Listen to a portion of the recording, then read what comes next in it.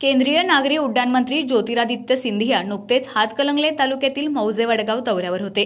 त्यांच्या उपस्थितीत विकसित भारत संकल्प यात्रा उपक्रमाचं आयोजन करण्यात आलं। यावेळी उपस्थितांना संबोधित करताना भारत येत्या काळात गरिबीमुक्त भारत घडवण्यासोबतच जपान भारत यासारख्या प्रगतशील देशांच्या पंक्तीत नेण्याचा संकल्प पंतप्रधान नरेंद्र मोदी यांनी केला असून अनेक दशकांचा विकासाचा दुष्काळ संपविला जाणार असल्याचं ते म्हणाले। या कार्यक्रमावेळी एकात्मिक बालविकास अंतर्गत अंगणवाडी पोषण अभियान पीएम किसान योजना वैयक्तिक शौचालय लाभार्थी पंतप्रधान रमाई आवास घरकुल योजना प्रधानमंत्री नरेंद्र मोदी आवास योजना संजय गांधी निराधार योजना प्रधानमंत्री जन आरोग्य योजना प्रधानमंत्री उज्ज्वला गॅस योजना शेतकरी हिताच्या योजना इत्यादी योजनेच्या लाभार्थ्यांना मिळणाऱ्या लाभांची माहिती ही देण्यात आली। आर्थिक महाशक्तीच्या रूपामध्ये 10 वर्षांमध्ये आम्ही 5 नंबरवर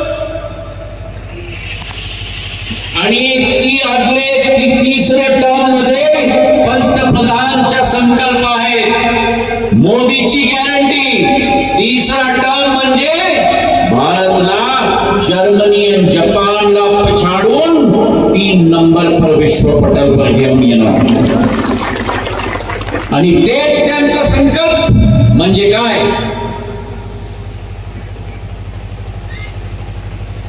भारतला विकसित देश मध्ये परिवर्तन करायचं आहे म्हणजे काय? म्हणजे की देशामध्ये 10 करोड माणूस नाही, 10 करोड महिला नाही, 140 करोड माणसाला पूर्ण शक्ती द्यायचा आहे हे पंतप्रधानचा संकल्प। आणि एक योजना आपण पाहून घ्या। प्रधानमंत्री गरीब कल्याण योजना, अन्न योजना, कोविडचा काल आला होता,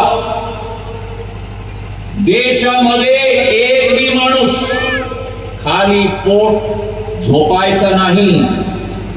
हे पंतप्रधानची संकल्प 80 करोड गरिबांना घरी मध्ये अनाज पोहोचवण्याचं कार्य पंतप्रधान आणि भारतीय जनता पार्टीची सरकारची संकल्प।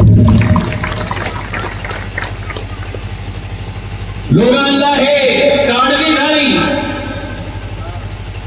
की योजना संपणार डिसेंबरच्या महिन्यामध्ये आणि मध्य प्रदेशच्या चुनावाच्या अगोदर पंतप्रधानांची घोषणा झाली होती की हे योजना डिसेंबर मध्ये संपणार नाही। कोविड संपला, कोविड गेला, कोविडच्या चुनौतीवरती जीत देशाची झाली, पण हे योजना आणखी 5 साल चालणार। गरीबच्या पोटामध्ये अनाज पोहोचवण्याचं कार्य पंतप्रधानच्या राहणार।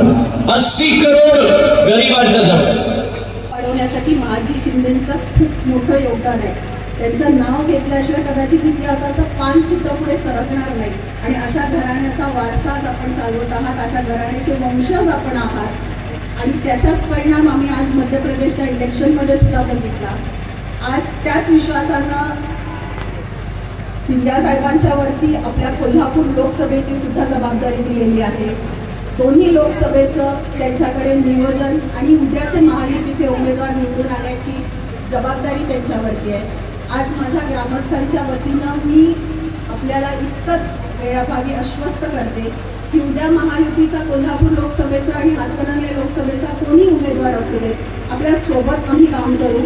उद्या 2024ला पंतप्रधानांनी पुन्हा एकदा नरेंद्र मोदी साहेबांना पंतप्रधान बनवण्यासाठी माझ्या कोल्हापूर जिल्ह्याचा खासदार म्हणून मतदान करायला असेल एवढं मी आपल्याला माझ्या गावाच्या वतीने आश्वस्त करते। या कार्यक्रमास माजी आमदार अमल महाडिक, सुरेश आळवणकर, सत्यजित देशमुख, समरजित घाटगे, अरुण इंगवले, अशोक माने, मुख्य कार्यकारी अधिकारी संतोष पाटील, प्रांताधिकारी मौसमी बर्डे, तहसीलदार कल्पना ढवळे, गटविकास अधिकारी शबाना मोकाशी, उपसरपंच सुनील खरेपाटणे, सर्व ग्रामपंचायत सदस्य, सर्व भाजपा पदाधिकारी व ग्रामस्थ मोठ्या संख्येने उपस्थित होते।